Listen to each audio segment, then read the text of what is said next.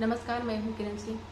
रोज़ मैं आप लोगों को कविताएं सुनाती हूँ, पर आज आप लोगों को एक कहानी सुना रही हूँ। हमारे बचपन में कहानियाँ ही मनोरंजन का साधन हुआ करती थी। हमारी नानी दादी जो थी हमें कहानियाँ ही सुनाया करती थी, क्योंकि उस टाइम में घर पे एक ब्लैक एंड वाइट टीवी लगी हुआ करती थी। कभी उसका एंटीना ख़राब हो जाता, कभी कुछ, तो रोज़ टीवी चलती नहीं थी, कभी कभी चलती थी। तो जो सबसे बड़ा मनोरंजन का साधन होता था कि जब हम खाना खा के सोते थे, आंगन में खटिया बिछाई जाती थी, तो वहाँ कहानियाँ हम लोग सुनते थे, जिद करके कहानी सुनाओ। तो हमारी नानी एक कहानी सुनाती थी कि एक राजा थे, उनकी 3 रानियाँ थी। तीनों में जो सबसे पहली वाली रानी थी, सबसे बड़ी थी, वो बहुत सुंदर थी, राजा उसे बहुत प्रेम करता था। और दूसरी वाली रानी जो थी, उन्हें अपना दोस्त मानता था, उसे भी प्रेम करता था। और तीसरी वाली रानी को बिल्कुल प्रेम नहीं करता था, वो रानी खुद राजा से बहुत प्रेम करती थी। कभी कभी तीसरी वाली रानी इस आशा में बैठी रहती कि राजा कभी तो उससे प्रेम भरी 1-2 बातें करेंगे, पर राजा कभी नहीं करते थे, क्योंकि वो उनके ऊपर कोई प्यार नहीं जताना चाहते थे, उनसे कोई प्रेम ही नहीं था। वो रिवाज रहता था राजाओं महाराजाओं का कि 3-3 शादियाँ कर ली, 4-4 कर ली, वो एक रिवाज था, तो ऐसे कर लेते थे। तो एक दिन राजा की तबीयत बहुत ज़्यादा ख़राब हो गई, बहुत ख़राब हो गई।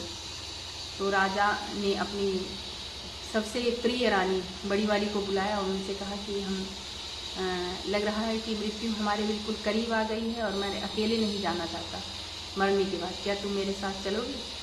तो उस रानी ने कहा कि मेरा जीवन अभी बचा हुआ है, मृत्यु आपकी आई है तो मैं क्यों जाऊँगी, मैं अपनी ज़िंदगी जीना चाहती हूँ, इसलिए आप अकेले ही जाइए।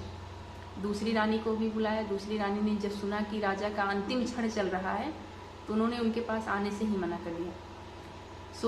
वो सोच रहे हैं कि तीसरी रानी को मैं बुलाऊं, कभी मैंने प्यार से उनसे बात ही नहीं किया, प्रेम भरी कोई 2 बात भी नहीं किया, मैं बुलाऊं कैसे? लेकिन तीसरी रानी बिना बुलाए उनके पास आती है और कहती है, स्वामी मैं आपके साथ चलूँगी।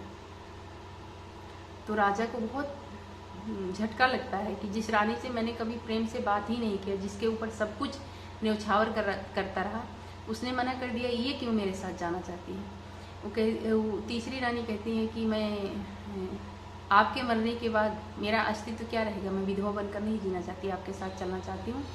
उसी समय उस राजघराने के जो वैद्य थे वो आते हैं, दवाई देते हैं, राजा ठीक हो जाते हैं और तीसरी रानी को सबसे ज़्यादा प्यार करने लगते हैं, क्योंकि तीसरी रानी का प्यार, उनके लिए जो प्रेम हुआ था वो सूरज से नहीं सीरज से हुआ था।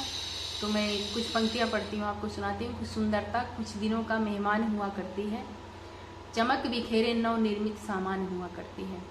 सुंदरता कुछ दिनों का मेहमान हुआ करती है, चमक बिखेरे नव निर्मित सामान हुआ करती है, 4 दिनों तक चंद्र चांदनी अपना असर दिखाती है, समय का सूरज ढलते ही अवसान हुआ करती है। तो इस कहानी से हमें यही शिक्षा मिलती है। पहले पढ़ाया जाता था हमें नैतिक शिक्षा, लास्ट में हमें उसमें लिखा रहता था कि इस कहानी से आपको क्या शिक्षा मिलती है। इस कहानी से हमें यही शिक्षा मिलती है कि कभी भी किसी की सूरत से प्रेम नहीं करना चाहिए, हमेशा सीरत से करना चाहिए।